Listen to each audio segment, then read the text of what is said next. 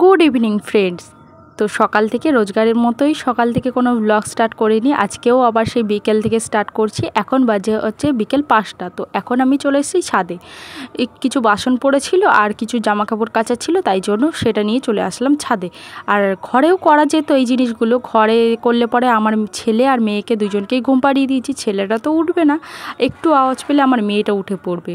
তো আমি তো এখন চলে এসেছি ছাদে, আর কিছুক্ষণ পরে আমার মেয়েও চলে আসবে ছাদে, জানেন না। তো যাই হোক, আমি এখানে জামা কাপড়গুলো একটু ভিজিয়ে দিচ্ছি। আর সকালবেলা আমার রান্না বান্না হয়ে গেছিলো, আজকে বেশি কিছুই করিনি। এঁচোড়ের তরকারি করেছিলাম, মানে চিংড়ি মাছ দিয়ে, আর করেছিলাম হচ্ছে শসার তরকারি চিংড়ি মাছ দিয়ে, ব্যাস এটাই রান্না ছিল আজকের। তো সকালবেলা করে দিয়েছি, আমার বরকে টিফিন নিয়ে চলে গেছে। আর এই সব কাজগুলো পড়েছিল, স্নান টান করে পুজো টুজো দেওয়া, ঘর দোর মোছা সব কিছু করেছি, বাট এইটা করা হয়নি, ভেবেছিলাম পরেই করব, তাই জন্য এখন নিয়ে চলে এসেছিলাম। আর মেয়েটা থাকলে না কাজ বাজ কোনোটাই করা যায় না। জলের মধ্যে চলে আসে, গায়ে মানে বাথরুমের মধ্যে ঢুকে যায়, জল টল নিয়ে ঘাটাঘাটি করে, তার জন্য ভাবলাম যে ও ঘুমোলে তারপরে করব। তো এখনকার গরম তো পড়ে গেছে না, তাই জন্য বেলায় আর বেলা।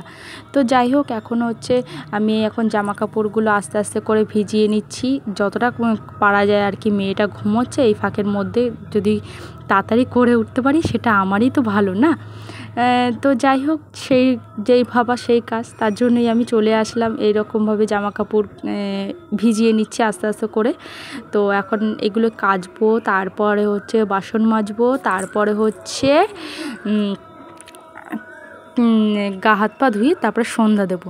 তো যাই হোক, আমি এখন ভয়েসটা দিচ্ছি, এখন হয়তো আপনারা হয়তো আমার মেয়ের গলা পেতেই পারেন, কারণ কি এখন আমার পাশে আমার মেয়ে আছে।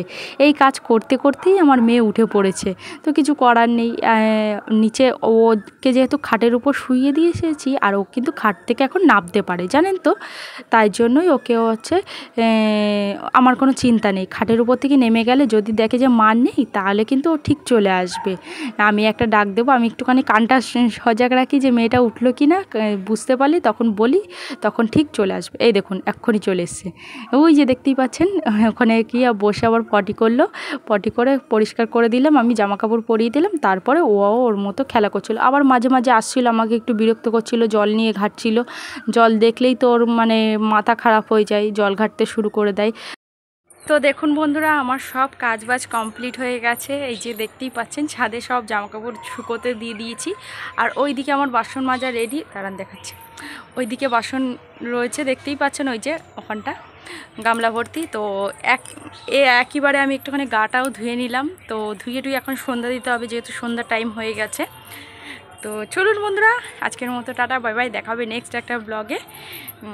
সবাই সাথে থাকবেন, পাশে থাকবেন, এইভাবে আমাকে ভালোবাসা দিয়ে যাবেন। যদি আপনাদের মানে ভালোবাসা আমি যদি কিছু করতে পারি, জানি না কবে হবে কি না হবে, টানা দিগতা 1 বছর ধরে করতে লাগছি। তো যাই হোক, আজকের মতো টাটা, বাই বাই, দেখা হবে নেক্সট একটা ব্লগে।